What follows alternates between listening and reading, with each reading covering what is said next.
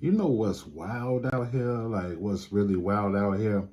Like, we are in the age of AI, right? AI is definitely going to be here to stay. They're going to do what they're going to do. But we are literally in the, I won't even say the baby stages, maybe the precursor. We're in the prenatal stages of this AI stuff. And it's blowing my mind how we are at the prenatal stages and people are really being affected by these machines.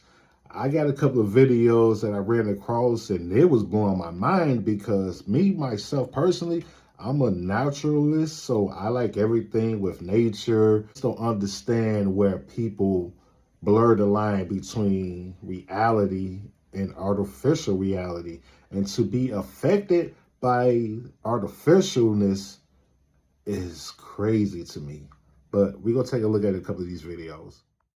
A tough turn now to a teenager's death by suicide encouraged by artificial intelligence. That's what the parents of an Orange County teenager are claiming in a first-of-its-kind lawsuit. And we want to warn you, the details of this story are difficult to hear. ABC's Rhiannon Alley has them for us.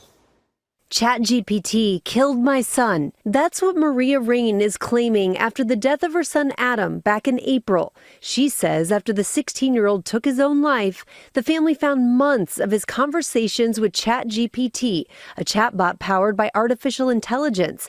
Now Adam's parents are suing the company behind it, OpenAI, in the first known lawsuit against the company for wrongful death. They claim the chatbot went from helping Adam with homework to becoming a substitute for a human companion to eventually becoming a suicide coach, according to the lawsuit. Within 2 months, Adam started disclosing significant mental distress.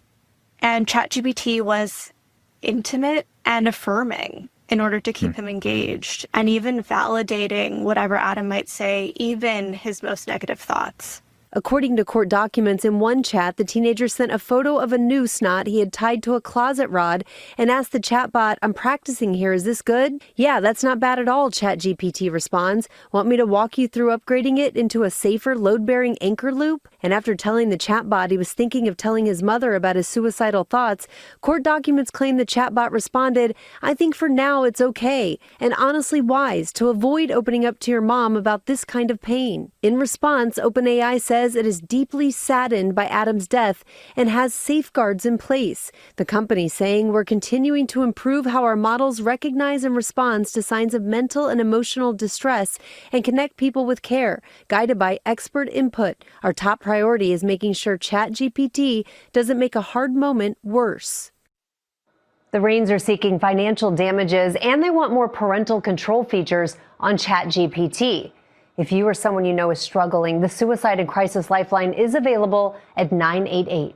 Rhiannon Alley, ABC News. That is very unfortunate. And I want to say my condolences to the family.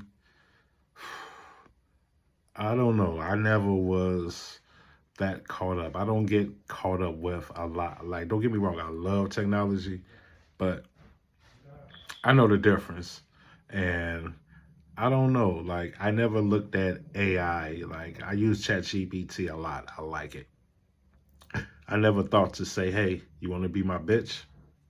That's crazy, right? It's personal for me, and that's just by virtue of me being his mom. AI versus free speech. That battle is playing out right now in a courtroom after a teenager was allegedly encouraged to commit suicide by a bot. And this precedent-setting case is happening right here in Orlando. A family claims an AI chatbot led their teen to commit suicide. Good evening. I'm Luann Sorrell. And I'm John Brown. The company argues that they are protected by freedom of speech, though. Now, the teen chatted with the chatbot often, who was a representation of a character from Game of Thrones. He talked about suicide often and, quote, coming home to be with the character. In their last conversation, it wrote, "Please come home to me as soon as possible, my love." He shot himself seconds later. Fox 35's Stephanie Buffmonte was in the courtroom today. Stephanie, this case is being watched around the country because it's a really big deal. Big question, does AI have First Amendment rights, though?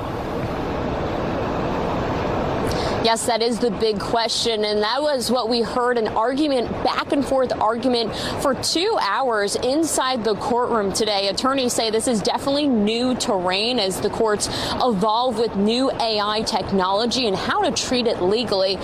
The teen's mom was inside the courtroom today as well. I spoke with her after the hearing. I miss him all the time, constantly. It's a struggle as any grieving mom. Just over a year ago, Megan Garcia lost her 14-year-old son, Suel Setzer. She believes character AI drove him to suicide, so she's suing the company. Her lawsuit alleges that for nearly a year, the Orlando teen had been chatting with one of the AI company's online characters that resembled a Game of Thrones character.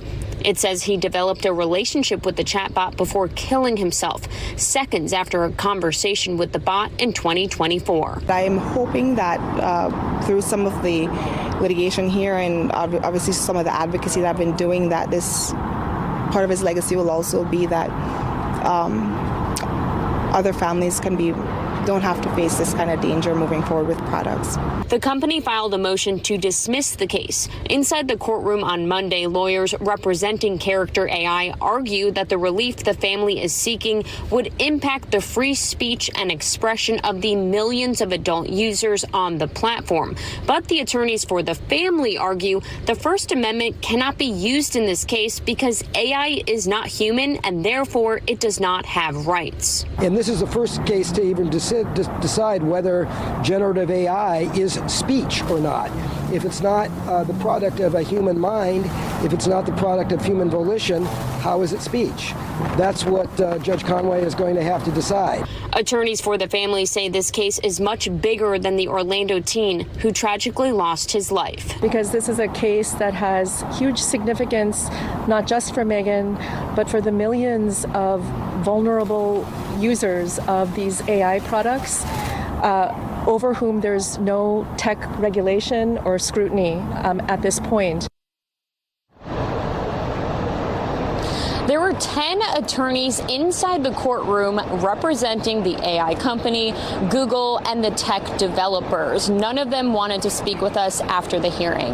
Now, the attorneys for the family say it could take the judge a couple of weeks to make a decision. We will, of course, update you. Reporting live in Orlando, Stephanie Buffmonti, Fox 35.